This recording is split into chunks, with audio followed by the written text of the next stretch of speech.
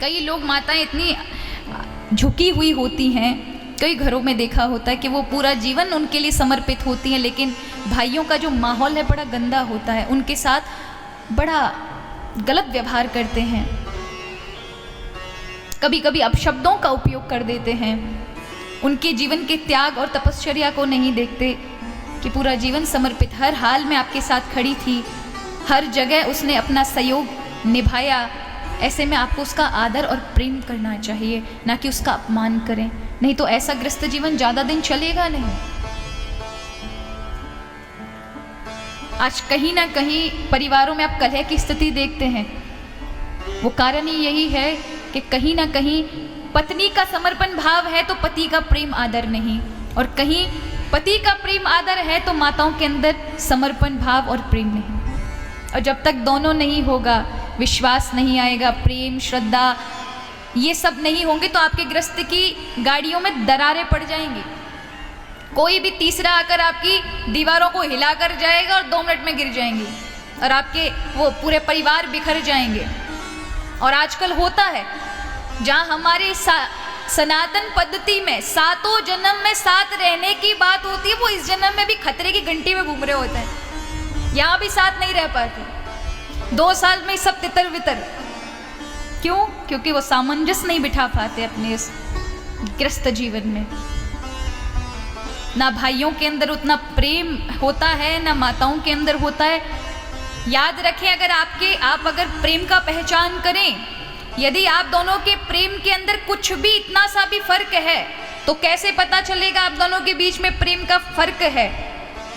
कोई आप दोनों झगड़ रहे हैं और कोई तीसरा आकर के उसमें घुसकर आपकी और कलह को बढ़ा दे, या आप आपस में बात करें और तीसरा आकर उसमें आग लगाने का काम कर दे और आप दोनों में झगड़ा हो जाए, तो समझ लीजिए आपके प्रेम पर प्रश्न चिन्ह है कि आप वाकई में प्रेम एक दूसरे से नहीं करते।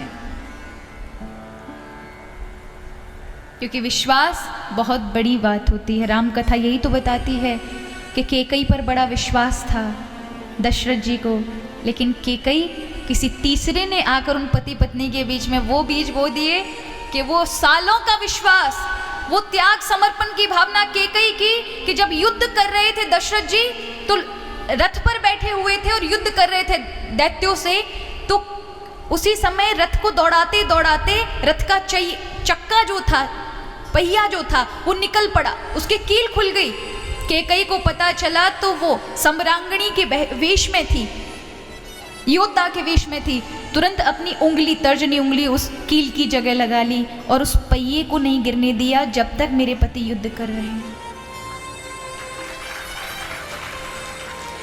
ऐसी तेजस्विनी नारी जिसने अपना पूरा जीवन दशरथ जी को समर्पित किया था, इसलिए उनके प्रति विश्वास था, इतना के कौशल्या और सुमित्रा पर भी नहीं था। लेकिन कहते ना कुछ कमी रह जाती हैं, जिसकी वजह से कोई तीसरा आकर उसमें बीज बो देता है वैर के। और हुआ भी यही कि जब कहा कि भरत को तो राज तिलक और राम को 14 वर्ष का वनवास, तो फिर यहाँ गोस्वामी तुलसीदास जी के एक एक अक्षर देखिए, कवने अवसर का भयो गयो नारी विश्वास, ऐसा लिखते हैं कि वो समझ नहीं पाए कि ये क्या में सत्य है, ये स्वप्न है, कि क्या हुआ कि मेरा अपनी पत्नी के ऊपर से विश्वास उठ गया, जिसके लिए मैं ये सोच रहा था कि ये राम जी का युवराज पद के बारे में सुनेगी तो खुशी से झूम उठेगी, लेकिन यहाँ तो उल्टा ही हो गया। ये 14 वर्ष का वनवास मांग रही है।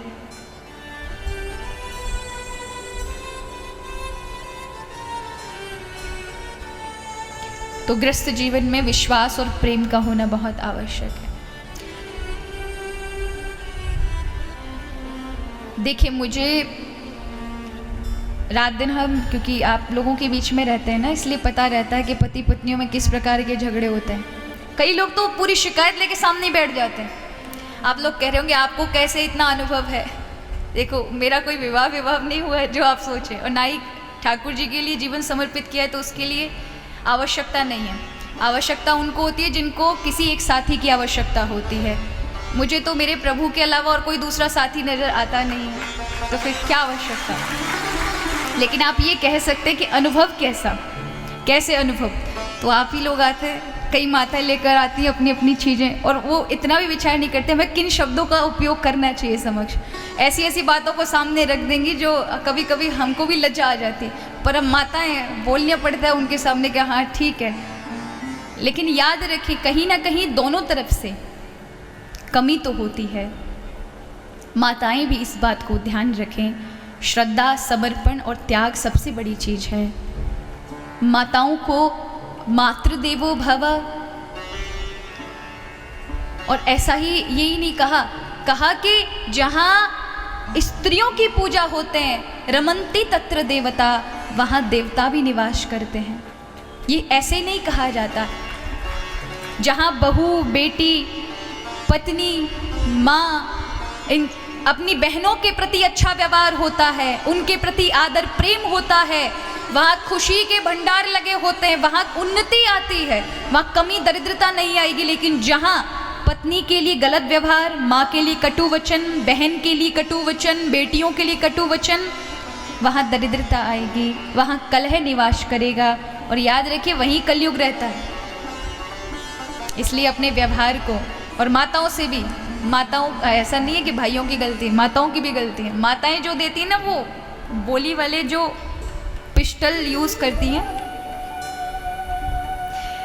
ये वाली गोली का तो चलो डॉक्टर के सही समय पहुंच गए तो शायद निकल जाए, और इनकी वाली वो मुंह वाली गोली में जो बंदूक फिट हो गई ना, और फिर वहाँ से निकलती हैं जो बड़ी बड़ी गोले बारूद महाराज मुंह से वचनों के। आदमी को इतनी तलवार से दर्द नहीं होगा जितना माताओं की वाणियों से हो जाता है। आपको पता है भगवान ने आपको सबसे प्यारा गुण दिया है, आपको बोली का गुण बहुत अच्छा दिया है, वाणी में मिठास दी है, माधुर्य दिया है। तो आपका कर्तव्य बनता है कि भगवान ने इस वाणी का जो आपको सुंदर मिठास दी है उसका हम अच्छा उपयोग करें।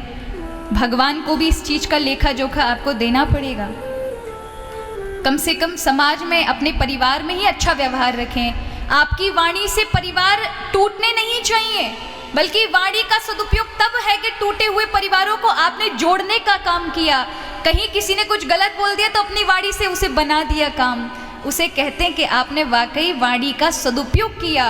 और कहते हैं भगवान फिर उन्हें संपन्न कर देते हैं, हर चीज़ से आनंदित कर देते हैं। जो दूसरों की खुशियों में खुशियाँ ढूंढते हैं, जो दूसरे दुखों को अपनी वाणी से थोड़ी देर के लिए खुश कर देते हैं, सुखी कर देते हैं। याद रखिएगा कि कोई धन से आप किसी को खुश रखें तो शायद कुछ देर के लिए खुश हो सकता है, लेकिन कोई दुखी हो और आप अपनी वाणी से, अपने दो सुंदर वचनों से किसी के मन को बहला दें कुछ देर के लिए और अपना दुख भूल जाए, उससे बड़ा दान कोई नहीं हो सकता। ये दान तो हम सबको करना चाहिए, बल्कि तिरस्कार नहीं कि इसी वाणी को जो भगवान ने दिया और उल्टा सीधा बोले जा रहे हैं, ये गलत है, ये गलत का कर्म कर रहे हैं आप, उसका लेखा जोखा भरना पड़ेगा।